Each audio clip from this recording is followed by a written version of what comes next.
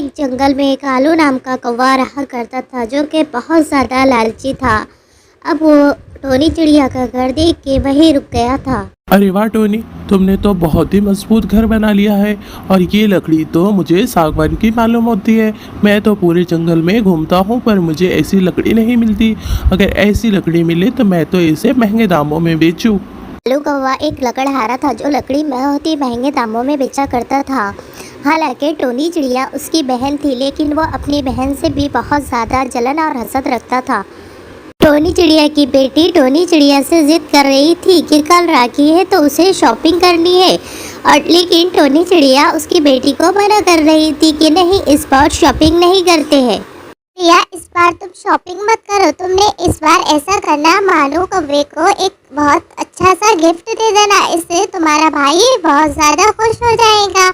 राखी तो तुम हमेशा ही बांधती हो, राखी के साथ अगर गिफ्ट दोगे तो और ज़्यादा अच्छा लगेगा भाभी को भी।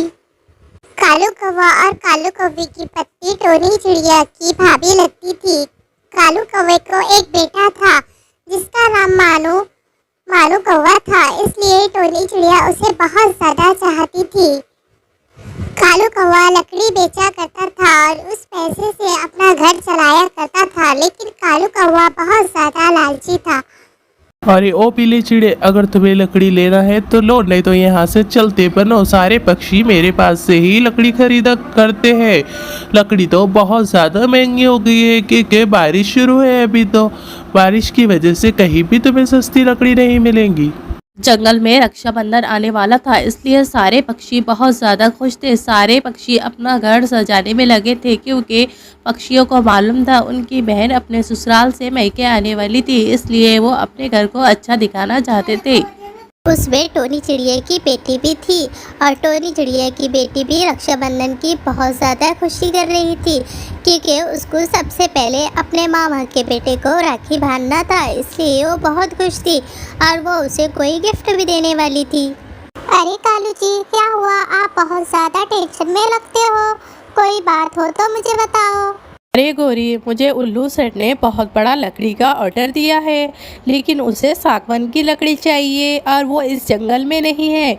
अब मैं क्या करूँ? मैं चाहता हूँ कि तुम टोनी चिड़िया को कहीं भी बहाने से बाहर लेके जाओ ताकि मैं उसके घर की लकड़ी चुरा सकूँ, और हमारे यहाँ देखो कितना बड़ा मुनाफा हो जाएगा। हम बहुत सारे पैसे कमा लेंगे। अरे कालू जी, ये भी कोई बड़ी बात है, ये तो मेरे बाएं हाथ का खेल है। अब देखो मैं कैसे टोनी को बहाने से बाहर लेके जाती हूँ और आप इत्मीनान से उसके सारे घर की लकड़ी चुरा लो, फिर वो सारे पैसे आप मुझे लाके दे देना लकड़ी बेच के। फिर गोरी कौवी टोनी चिड़िया के घर पे निकल जाती है और टोनी के घर पे पहुंचकर उसे बहाने से शॉपिंग के लिए लेके चले जाती है। अरे टोनी बहन, चलो ना, तुम्हारे भाई ने बहुत प्यार से कहा है कि तुम तुम्हारी ननद के साथ जाके शॉपिंग कर लो। मोनू कौवा भी बहुत जिद कर रहा था, इसलिए मैं राखी के लिए उससे कपड़े ले रही हूँ। आप भी गुड़िया के लिए कुछ खरीद लेना। अरे हाँ गोरी भाभी, गुड़िया भी कल बहुत जिद कर रही थी कपड़ों के लिए, पर मैंने उसे टाल दिया, लेकिन मोनू कौवे के कपड़े देखेंगी तो और ज़्यादा मुझे परेशान करेंगी। ठीक है, आप मोनू के लिए ला रहे हैं तो चलो मैं भी आपके साथ आ जाती हूँ। फिर बड़े चालाकी से गोरी कौवी टोनी चिड़िया को अपने साथ शॉपिंग के लिए लेके चले जाती है। जैसे ही गोरी कौवी टोनी चिड़िया को लेके जाती है, उधर कालू कौवा टोनी चिड़िया का घर तोड़ने के लिए आ जाता है। गोरी कौवी को तो कुछ शॉपिंग करनी ही नहीं होती, वो चुप ही टोनी चिड़िया को चालाकी से लेके जाती है और दुकान पे जाके ऐसे ही टाइम पास करती है। दुकान वाले से झगड़े करके टोनी चिड़िया को वहाँ से वापस लेके आ जाती है। इधर टोनी चिड़िया के आने के पहले ही कालू कौवा सारा घर तोड़ के लकड़ी बांध के अपने साथ जल्दी से वहाँ से निकल जाता है ताकि वो टोनी के आने के पहले ही सब बेच बाच के घर वापस आ जाए। जैसे ही टोनी चिड़िया आती है तो उसे वहाँ पर कुछ भी नहीं दिखता, उसका घर ही वहाँ से गायब था। टोनी चिड़िया को ये देखकर बहुत ज़्यादा धक्का लगता है। वो कहती है कि मैं अभी तो अपना घर यहीं छोड़ के गई थी और इतने जल्दी यहाँ से कहाँ गायब हो गया। जैसे ही टोनी चिड़िया आती है तो उसे वहाँ पर कुछ भी नहीं दिखता, उसका घर ही वहाँ से गायब था। टोनी चिड़िया को ये देखकर बहुत ज़्यादा धक्का लगता है। वो कहती है कि मैं अभी तो अपना घर यहीं छोड़ के गई थी और इतने जल्दी यहाँ से कहाँ गायब हो गया।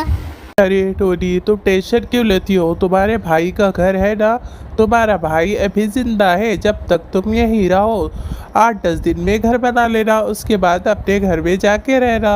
कालू कौवा भी टोनी के सामने इस तरह से मोहब्बत का मुजाहरा करता है कि टोनी चिड़िया को ज़रा भी शक नहीं होता। टोनी चिड़िया तो बहुत ज़्यादा खुश हो जाती है कि उसका भाई उससे कितनी मोहब्बत करता है। दोनों माँ बेटी को टेंशन के मारे रात में नींद ही नहीं आती, इसलिए दोनों माँ बेटी अभी तक जग रही थी। मम्मा, रात के 2 बज चुके हैं और इस टाइम पता नहीं मामी के घर में से आवाज़ आ रही है। ऐसा लगता है कि कोई चोर घुस गया है और वो बातें कर रहा है। अच्छा गुड़िया, चलो हम जाके देखते हैं। अच्छा, एक काम करो, तुम यहीं रहो, मैं ही अकेले जाकर देखती हूँ। अगर चोर होगा तो मैं उसे डरा धमका के भगा दूंगी। जैसे ही टोनी चिड़िया अपने रूम के बाहर निकलती है तो उसे कालू कौवे की और गोरी कौवे की बातें करने की आवाज़ आती है। तो वो कालू कौवे के रूम की तरफ चले जाती है। वो सोचती है कि पहले भाई को ही बता देती हूँ। के टोनी, तुम टेंशन मत लो, मैं सारे पैसे तुम्हें ही ला के दूंगा। टोनी के घर की लकड़ी चुराने में तुम्हारा भी तो बराबर का हाथ है, और वो लकड़ी बहुत ज़्यादा महंगे दामों में उल्लू सेठ ने मेरे से खरीद ली है। अब देखना हमारे पास कल कितने पैसे आ जाएंगे। चिड़िया को ये सुनकर बहुत रोना आता है। वो सीधा कालू कौवे के पास जाती है और उससे रोते हुए बोलती है कि भाई, अगर आप एक बार मुझे मोहब्बत से कहते तो मैं आपको सारे पैसे और सारी घर की लकड़ी बहुत प्यार से दे देती। आपने ये सब करके बहुत अच्छा नहीं किया। फिर टोनी चिड़िया गुस्से से अपने बेटी को लेके बहुत दूर वहाँ से चली जाती है। माँ, कालू कौवा तो आपका सगा भाई था। हमें मामा ने कितना बड़ा धोखा दे दिया कि हमारे घर तोड़कर सारी लकड़ी बेच दी। कोई भाई भी ऐसा कर सकता है? हाँ गुड़िया, मुझे नहीं पता था कि कालू कौवा ऐसे करेगा। मैं तो उसे अपनी रक्षा के लिए हर साल उसके हाथ पर राखी बांधती थी और वही मेरा रक्षक बन गया। मुझे ये उम्मीद नहीं थी कालू कौवे से। वो दोनों ऐसी बातें ही कर रही थी कि तभी वहाँ पर एक चील आ जाता है और इतनी सुबह सुबह वो दोनों को देख के वहीं रुक जाता है, उनसे सवाल जवाब करने लगता है। अरे चिड़िया बहन, मैंने आपको यहाँ पर पहले कभी नहीं देखा, और आप इतने सुबह सुबह यहाँ पर क्या कर रही हो? यहाँ नदी के पास तो वही आता है जो मछली पकड़ता है, और यहाँ पर जो भी आता है वो सारे मेरे पहचान के ही है। आप यहाँ पर क्यों आई हो? फिर टोनी चिड़िया उसे रो धोकर सारी बात बता देती है। टोनी चिड़िया उसे बताती है कि उसके भाई ने उसे कितना बड़ा धोखा दे दिया और उसका घर भी छीन लिया। ये सुनकर चील टोनी चिड़िया को कहता है कि आज से मैं आपका भाई हूँ, आप टेंशन मत लो। चलो आप मेरे घर पे चल के रहो, मेरा बेटा भी इस गुड़िया को देखकर बहुत ज़्यादा खुश हो जाएगा।